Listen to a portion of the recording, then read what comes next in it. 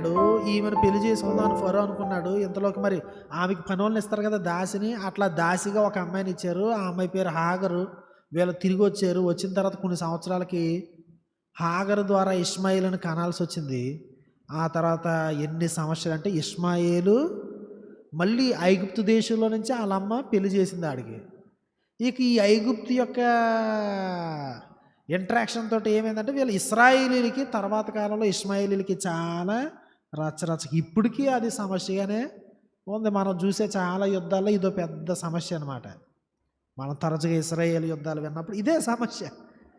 ఇష్మాయేలు ఇశ్రాయేలీ మధ్య ఇన్ని శతాబ్దాలుగా, ఇన్ని వేల సంవత్సరాలుగా ఎందుకు పాడు యుద్ధాలు అంటే ఒకే ఒక తప్పిదం. ఏదంటే ఐగుప్తు బొమ్మ పెడుతుంది అని, ఐగుప్తు మంచినీళ్ళు ఇస్తుందని ఆశ్రయం కోరి మన సోదరుడు వెళ్ళాడు అబ్రాహాం గారు.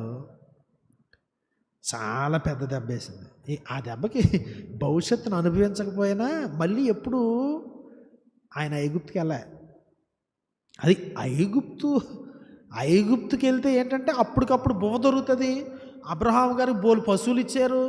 ఆస్తికి కర్త అయ్యాడు. చాలా లోతు కూడా ఇచ్చారంట. వాళ్ళు చాలా డబ్బు ఉన్న వాళ్ళు అయిపోయారు. కానీ ఏమైంది, ఇటు సారాయి విషయంలో దేవుడు కాపాడాడు, కానీ భవిష్యత్తు విషయంలో మరి నువ్వు తీసుకున్న నిర్ణయానికి ఆయన ఏం చేస్తాడు?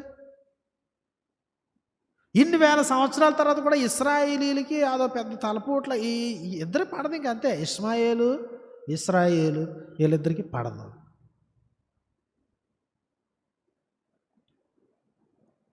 సో ఒక్కసారే కదా మరి కళ్ళు తిరిగిపోతున్నాయి నీళ్ళు లేక.